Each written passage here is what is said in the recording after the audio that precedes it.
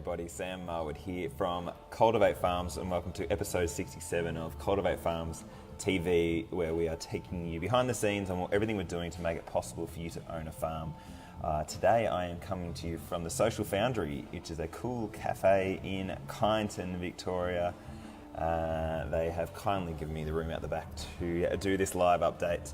If you're in Kyneton, go to the Social Foundry. So this week we have a jam-packed full of goodies for you, so sit back on that tractor, grab your cup of tea, whatever you're doing while you're jogging, enjoy and get inspired to follow your farm ownership dreams. So I've got a quick update on everything we've been doing since the last update.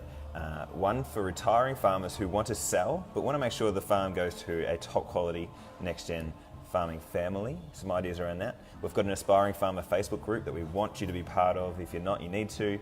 There's ideas around farm employers providing ownership opportunities for their best employees. The 10-point policy plan for anyone in agriculture who wants to get more people onto farms. We have all the answers for your document and your policies. We have 3 farms on outline. The farm at Byron Bay, that is big. We have a farm opportunity for you. There we've got free range chicken lease in Tasmania, an organic farm lease or share farm north of Melbourne, 24 other farms. Well, let's get cracking. Hope you enjoy. You can see the bottom of my laptop there. It's a bit awkward. Let's go for it. So, aspiring farmers registered. So every time we update, we tell you how many members we've got. We've got 610 on our database right now. Aspiring farmers, it's super cool. 33 more than last time. We need more. Again, we're greedy for more. We just want more people signed up. The more we have, the more momentum we can build. The more farms we'll find. The more farming dreams we will fulfill. So please sign up if you haven't. Please do. There's a free and there's paid up. It's $150 a year if you are paid up. You get lots of goodies, including Mercado market analysis membership for free. We're doing deals in the back end to get even more stuff for you as members. So please sign up for free at very least, so we can get you on a database and let you know of opportunities. So a quick fly through of what's been happening since our last update. I've been presenting at a number of events. I travelled like 18 hours the other day to get to Charters Towers in Queensland to speak at a far north Queensland dry tropics event to farmers, which was a heap of fun. I loved it. I was sad I had to get back in the car and onto the aeroplane to get home. I'd love to do more of them. I spoke at a land care event in the Riverina in New South Wales and have been out and visiting farms, one particular southwest of Victoria. So doing a fair bit of travel, but all in the aims of finding more farm opportunities for you out there. We've been working with our farm investors, so we've got a handful of investors who are matching with aspiring farmers and also helping them map out how they can go about due diligence on farms that they want, just understanding their farm investment preferences, loving talking to these investors, because they're going to be case studies to get more and more people out there investing into farms and investing to you as the top quality aspiring farmer. The crowdfunding campaign, so equity crowdfunding campaign with Domacom for the second ever farm to be crowdfunded in Australia. With Jody, our retiring farmer from northeast Tassie. We are a third of the way there through our target, which is super amazing. Please spread the word. For $2,500 minimum, you can own part of a farm and get a return in terms of a lease as well as the capital gains you can realise over time. If we get this right, and we're going to open the door to anyone to become an investor into farms, which could be your farm, so please help us make this succeed. So retiring farmers who want to sell to a top quality next gen farmer. We had a call the other day from a farmer and we're working through them right now about this, but they have had corporates come to them and say they want to buy the farm, and it's quite a large farm. And they think, well, we'd love actually to back an aspiring farmer, a family that they know of as well, onto this farm. But they just want to sell. They don't want to do a transition. So they've come to us to try and unpack some options around how we can find investors or find a pathway to work with those young family to get onto their farm. So it's really amazing to hear that there's farmers out there who want to guide the next step of their own farm and see their farm vision realised with some great top quality people. So I thought we'd put some thoughts here for any retiring farmer who does want to sell but wants to stitch up a deal, which is a win-win for everyone and for them. And this isn't about charity and giving away from a farm for free. This is about getting a good price for it still, but just making sure that they're in control of who's going to get the farm. the next time around. So here are some 4 thoughts that were pulled together around this. So one, it probably will take longer than just putting the farm on the market and getting someone to buy it. There are buyers every day who will buy farms, no worries at all, but what you probably need to do is add an extra 6 months or so to the timeline of you selling your farm. Because this is about matching a relationship, which is our focus, matching people. So finding the aspiring farmer and then matching them with potential investors. So once they're matched, they can go on and figure out how to do the legal arrangements to purchase the farm. So as long as you're open to providing an extra few months, this still can be a great option for you. If you need to sell straight away, it's going to be very tricky to stitch up the right people, or match the right people to make this happen. You should still get a real estate agent involved. We are not about providing real estate services or financial advice, so make sure you've got all your advisors involved still, making sure that they are guiding you. But we recommend people like Smith Agri International, who are a real estate agent. They do things a little bit differently, but they work with high net worth individuals who buy farms, and they love the concept of having an aspiring farmer that they match with their investors to buy a farm. So if you could list your farm with an organisation like them who operate across Australia, who can work with you on a bespoke solution about matching an investor with your hand-picked aspiring farmer. So number 3, getting a good price. Make sure you get a valuation on the farm. Make sure you know what you want for the farm and are comfortable with that price. This is, again, not about charity. This is not about you getting ripped off. This is about you getting a fair price for your farm. So make sure you've got your experts around you so you know what you're going to be selling the farm at.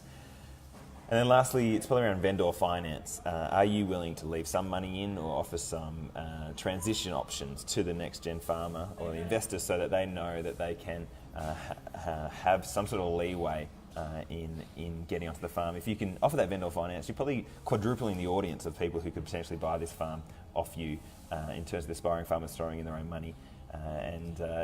I think it's a really, really solid idea. But again, you've got to get your advisors around you to make sure you're happy with that. So they're the 4 things we're thinking about with this farmer at the moment to work through if we can help get that next gen farmer onto the farm and help them step away completely. So please think about that if you're a retiring farmer. We are here to kick around ideas with you and help you find an awesome solution for you and your community. We have an aspiring farmer Facebook group, so please jump on there. We've got a heap of people on there already, but this is where you can discuss peer-to-peer with other aspiring farmers who have that crazy dream of owning a farm like you do, and see what they're thinking, kick around ideas. If you're bold enough, put up some questions. But there's been great interactions and discussions among aspiring farmers. You need people around you who have the same vision and the same dream so that you can get up every morning and keep fighting. You need to make sure you've got that network of friends around you, and this Aspiring Farmer Facebook page group can be the way to build up that network of awesome farmers that you can reach out to and get support from. So how does our first farm match work with our investor and aspiring farmer? So this is a freeland pork farm, and we've been wanting to outline the arrangement so you can get inspired as an aspiring farmer that there is a win-win deal here with investors, and if you're an investor yourself, to know that you can make money and work with a top quality aspiring farmer in a way that is really positive for them, and it's a win-win. So in mid-2018, we matched aspiring farming family Claire and Mark Coates with an investor onto the property Freeland Pork, known as Freeland Pork, and again, really positive story. We're in touch with Mark and Claire almost daily, supporting them with that arrangement and the investor as well. It's really great because we're trying to learn how this is going and make sure it is a really positive thing so that we can replicate that across the country. But here's just a summary of the arrangement. We've got it all in text as well. You can check this out. But again, we want this to be a case study to inspire more to follow your dreams. So there are 2 entities. One's the business entity and one is the land entity, and they work hand in hand together.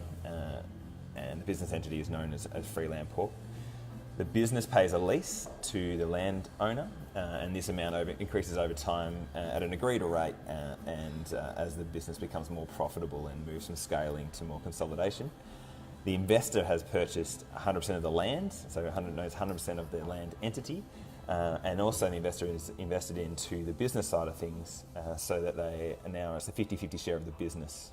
So that business pays a lease back to the landowner, and that's going to be happening for, I think that is the way it works ongoing.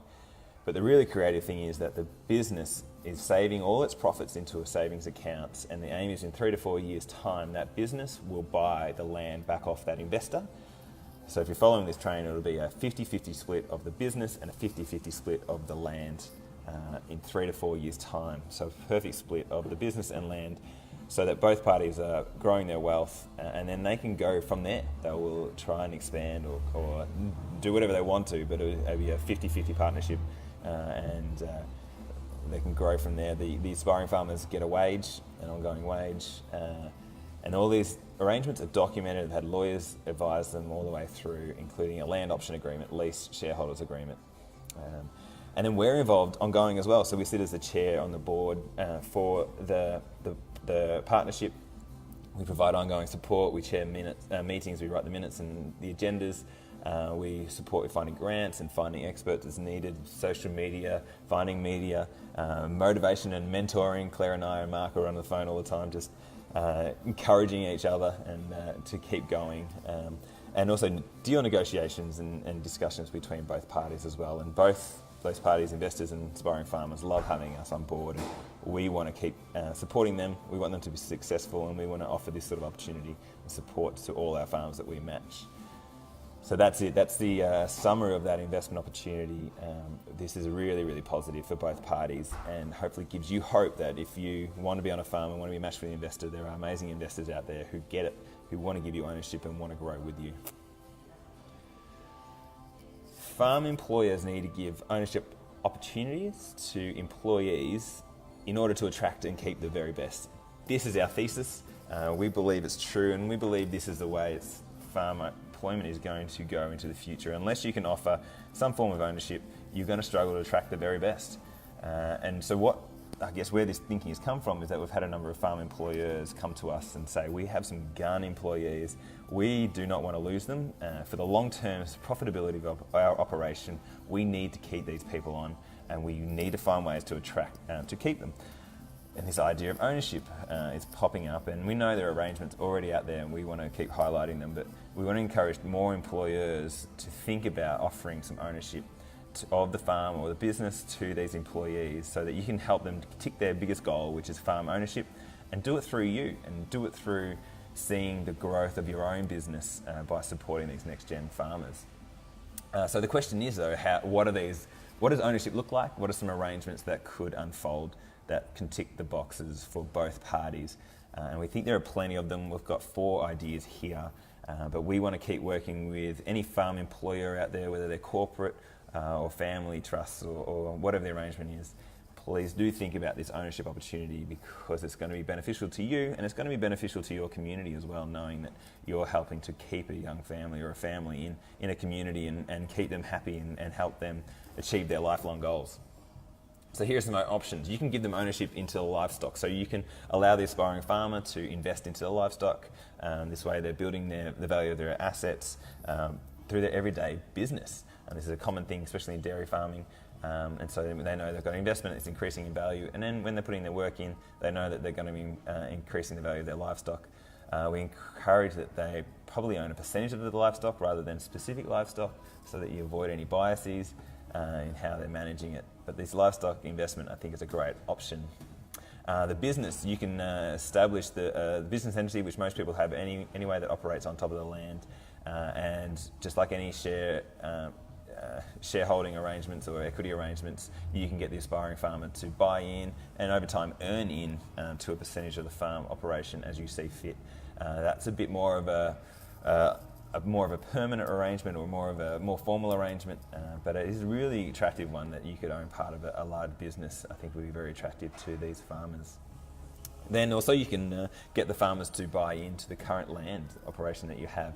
This one's probably a bit harder to get farmers' heads around, in that most people are on farms that they've owned for generations. But if you're open to the idea of these farmers buying a title or two of your land, then I think this is a really exciting one, where you can get the aspiring farmer to put a percentage of their wage or their earnings or their profits into a savings account, and you say, well, if you earn X amount of money, you can get debt, and then you can buy a parcel 5 or whatever the numbers are, and give them that target, so that when that gives them something to aim for and to buy into. So over 3, 4, 5, 6 years, they'll build the savings, everyone can see that their savings are increasing, and then when they hit that target, they can then go and buy that parcel of land and start building their wealth. And that parcel is still part of the ongoing farm operation, and they can go again, buy another parcel of land. That's a really neat arrangement. And then the fourth idea is just buying new land. So finding land, which most farmers are doing anyway, finding neighbouring properties and buying them, but why not set up an entity which buys that land of which the aspiring farmer has some ownership in, set a cap of where you want them to earn up to, and the same sort of thing, they put money aside to keep buying more and more of that land off you as the farmer, up to say 50%, and then once you hit the 50% cap, you then go again and buy another plot of land, or you want them to buy 100%, but again have that land as part of the overall farm operation, have a lease arrangement set up, so those profits that come back as part of your percentage of owning that land go poured back into buying more of the land again. So there are plenty of these options available. These are just some of them. You just need a creative accountant and lawyer to help you work through them, and we're here to give you those ideas. But giving your employee these options of ownership, I think, is so powerful, something that we really encourage, and we know that they're out there. We want to find more of these case studies and highlight them to you as a very, very sound business opportunity for you and your farm. The 10-point policy ideas for getting young people onto farms across Australia. So I used to work in government for over 12 years and in the policy area, and I've been thinking about how do I come up with some policy ideas to hand out for free to anyone in government, whether that's local, state or federal, or anyone in the ag industry who have policies, industry groups. We think there are plenty of ideas out there that could really accelerate the amount of people who get onto farms, and specifically farm ownership. And we think policy around this is really lacking, but can be quite simple. And there's plenty of ideas that can attract and grease the wheel of a number of people following their farm ownership dreams. So we've got the 10 points here. You can copy and paste them and put them into your strategies and policies. We'll try to make it as easy as possible. So I'm going to go through them very quickly. Policy is probably not the most exciting thing for most people, but we know it is very powerful once it's in a government document, industry document, doors open. So first one is focus on non-family farm succession. Most succession ideas are around parents to kids. That's fantastic, but we have seen very limited focus on farms being handed on to kids that aren't the family's own.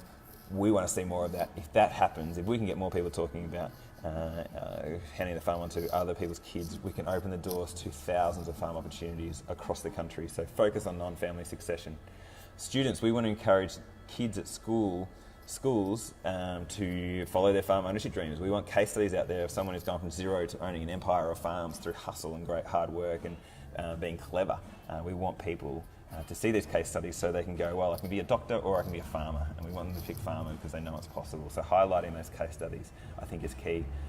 Farm Succession Planning Day. Imagine if we had a day every year where it was normal to talk about succession because for some reason it's awkward, and as part of those discussions we have all this information out there talking about the 30 different farm transition models that help to back a next-gen farmer onto the land. That sort of a day is brilliant. We'd love someone to pick that up and go with it.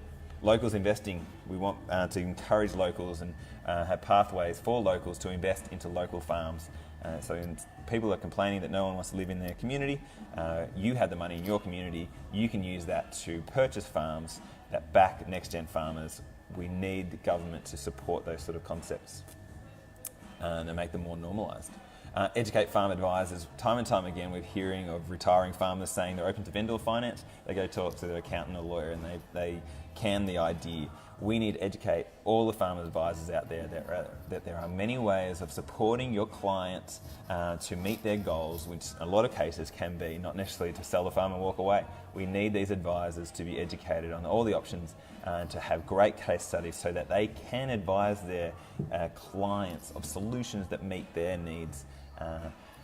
And if we can do that, we can open up again more opportunities. We don't want them to be the people who close that gate on that option, because if we can get it right and we know it's possible, again we can get more farm opportunities out there for next gen farmers. We don't want any handouts from government. This is about not having cheap loans, trying to discount the price of farms. We do want any distorting of the farm market out there. We've heard that it can lead to perverse outcomes. This is just about attracting the very best farmers onto farms. If you're good enough, you can get onto any farm you want. We do not need handouts. Number 7, establish farm ownership incubation programs where you are incubating the best farmers to get farm pitch ready so they can take proposals to investors. We've got a program ready to back and we've got investors ready. If we can support those sort of programs, we can spark people to go, oh, it is possible to get in front of an investor. I'm going to put the effort in. Partner with farm ownership organisations like Cultivate Farms help us to really succeed and open doors for more people to get on farms. Alternative options for capital. Explore new mechanisms like equity crowdfunding through people like Domicom and support those organisations to get going, because there's a new industry, and again, that's the role of government is to fill a market gap. This is definitely a gap at the moment, but we want to get the crowd to be investing into farms across Australia because that equals more opportunities for aspiring farmers.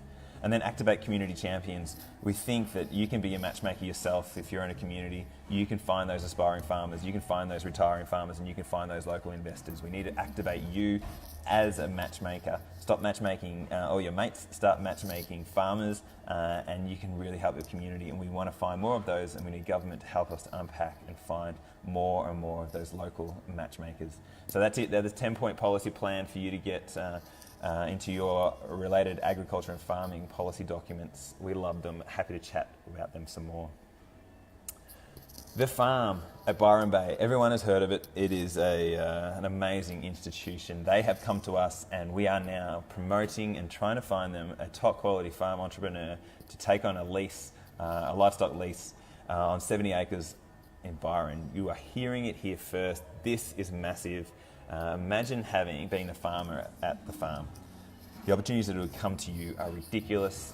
So we are after the absolute best farm entrepreneur who can see the value of this opportunity.